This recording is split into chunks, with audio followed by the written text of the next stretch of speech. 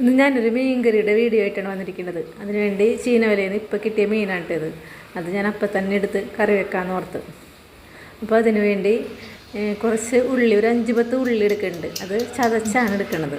എന്നിട്ട് അതുപോലെ കുടപ്പുളിയും ഒരു 2 കഷ്ണം എടുത്തിട്ടുണ്ട്. അത് ചതച്ച് വെള്ളത്തിലിട്ട് വെക്കുന്നുണ്ട്. എന്നിട്ട് ചട്ടി ചൂടായി കഴിയുമ്പോൾ വെളിച്ചെണ്ണ ഒഴിച്ചിട്ട്, വെളിച്ചെണ്ണ ഇത്തിരി കൂടുതൽ ഒഴിക്കണതിലോട്ട് നല്ല ടേസ്റ്റ് ഉണ്ടാവുള്ളൂ. അതിലോട്ട് നമ്മൾ ചതച്ച് വെച്ചാകണം ഉള്ളി എടുക്കണം.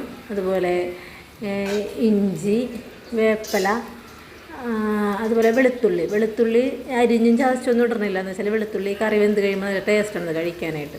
അപ്പോൾ അങ്ങനെ തന്നെയാണ് തോന്നുന്നത്. എന്നിട്ട് ഇത് നല്ലോണം വാടേണ്ടത്, ഈ ഉള്ളി നല്ലോണം എന്ന് വെച്ചാൽ കുറച്ച് വാടണം.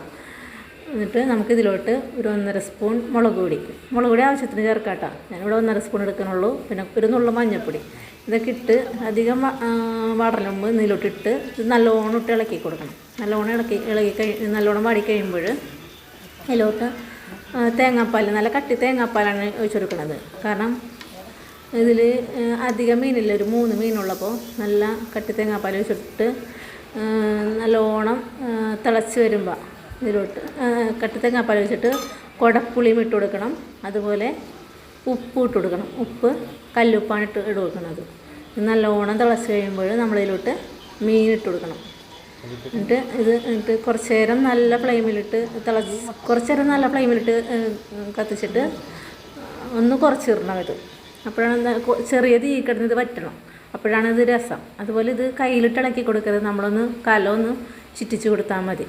എന്നിട്ട് നല്ലോണം വറ്റിക്കഴിയുമ്പോൾ ഇത് നമുക്കിതിലോട്ട് കുറച്ച് കറിവേപ്പില ഇട്ട് കൊടുക്കാം. അപ്പം നല്ലൊരു രുചിയാണെന്ന് വെച്ചാൽ നല്ല അരച്ചത് മീൻ കറി പോലെ ഇത് വരും. അപ്പോൾ നല്ല ടേസ്റ്റാണ്. അപ്പോൾ നിങ്ങൾ ഇത് എൻ്റെ ഈ ചാനൽ നിങ്ങൾക്ക് ഇഷ്ടപ്പെടുകയാണെങ്കിൽ ഒന്ന് ലൈക്ക് ചെയ്യുക, കമൻറ്റ് ചെയ്യുക, ഷെയർ ചെയ്യുക, സബ്സ്ക്രൈബ് ചെയ്യുക.